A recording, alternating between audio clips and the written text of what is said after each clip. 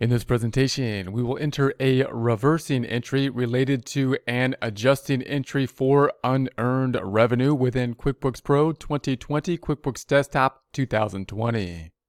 Here we are in our Get Great Guitars file. We currently have the open windows open. You can open the open windows by selecting the view dropdown and selecting the open windows list. We're now going to be entering a reversing entry related to unearned revenue. To do that, let's first review what we did on the adjusting entry by going to the reports tab up top, going to the company and financial, and scrolling down to the balance sheet standard report.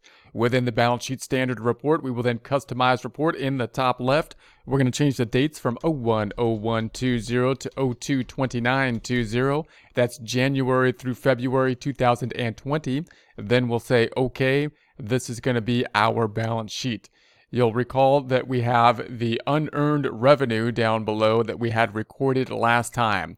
Now, we said this is going to be a little bit different than you would see in normal kind of adjusting entry processes for if you're in financial accounting. You'll recall that if we go to the home page, what is unearned revenue? Once again, it means that we got paid before we did the work. We got paid before we did the work. That could happen if we're in a certain type of industry, such as if we have a subscription type of industry like magazines or applications where we get the money before we actually provide the service. It could be the case of rental property where we have a security deposit or something like that. We got money from customers for which we did not do any work. Or in our case, a down payment on a purchase that we will be making for inventory that we will later be selling. In essence, then we have the receiving payment then happening before we create the invoice.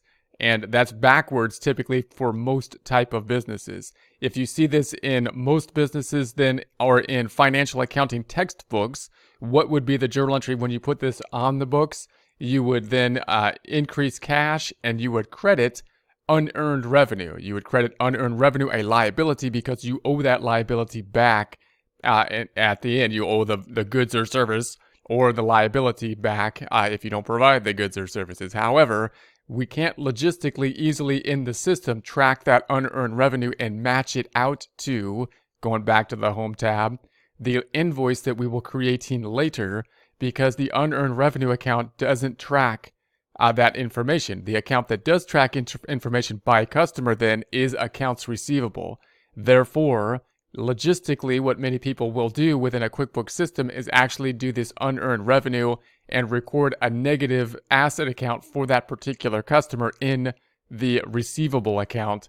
And then we made an adjustment for it. So in other words, we made a negative asset in order to match out the invoice and the payment in the receivable. Then we made an adjusting entry for it as of the end of the time period to make the financial statements correct as of a point in time, the cutoff date, the end of February.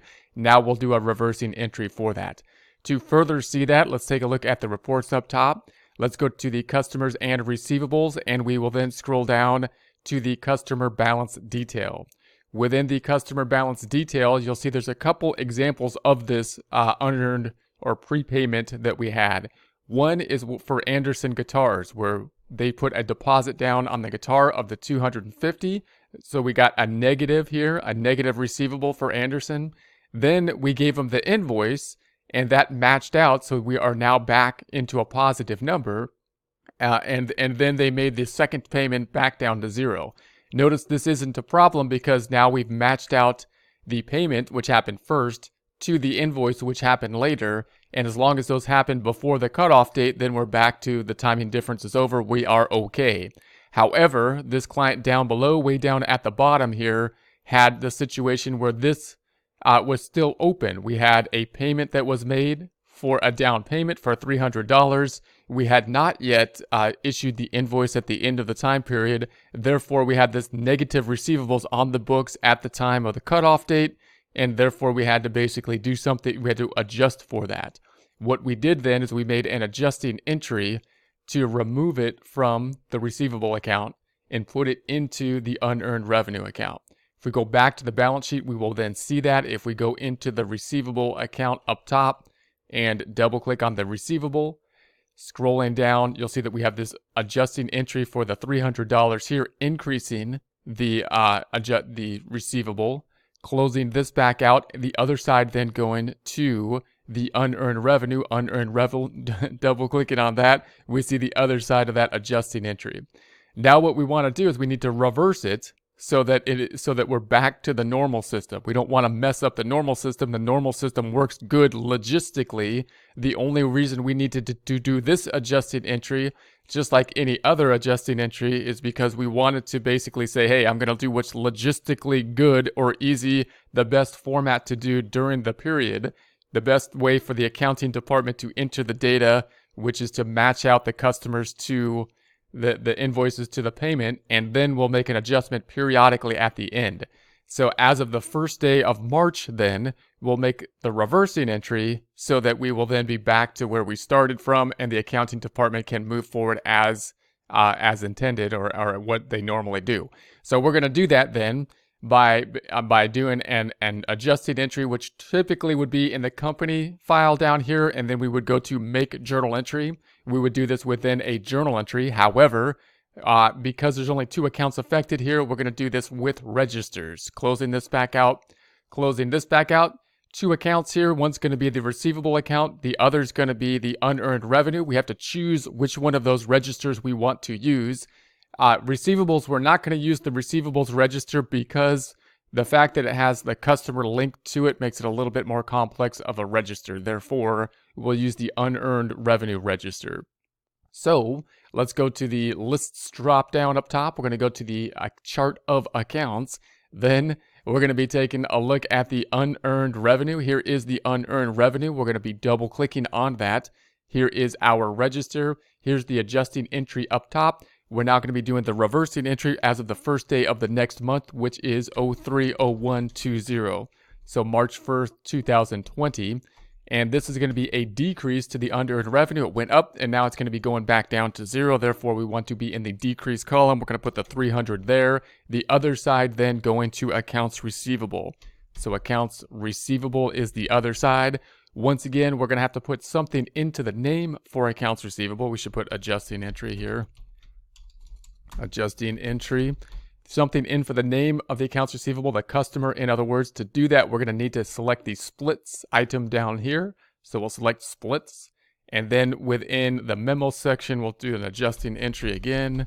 And the customer name, I think, was string music, I believe, I hope. And so we're going to say record.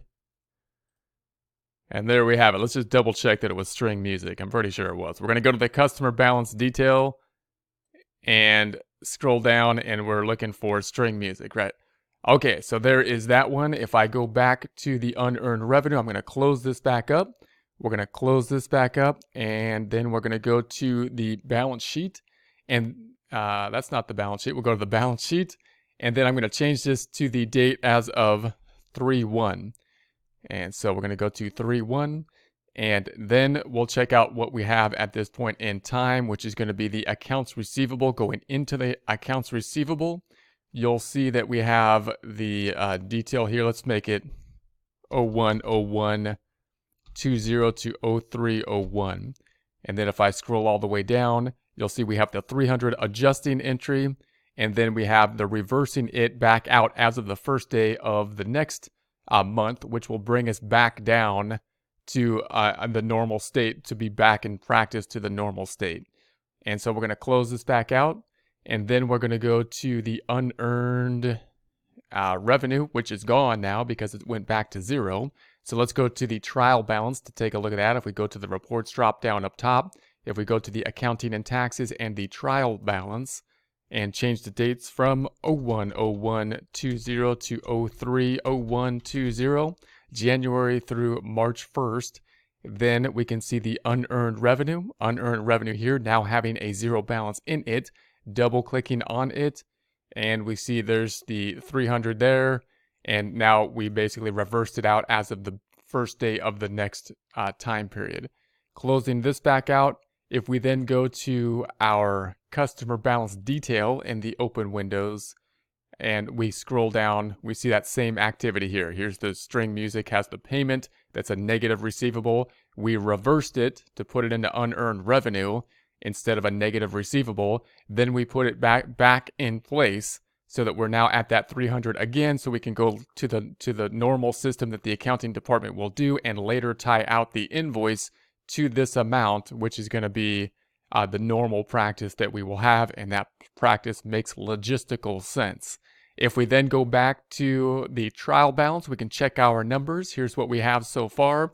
So you can go through this. If everything looks good, great. We will move forward. If not, you can change the dates and take a look at it there. Use the auto zoom, see if you can figure out what the difference is. If you would like to push forward without doing that, or if you'd like to just move forward in the problem, we will have backup files for not every point, but most of the points in the problem, so that you can go to a relevant spot in the problem, start from there with the numbers that we have, and push forward with it.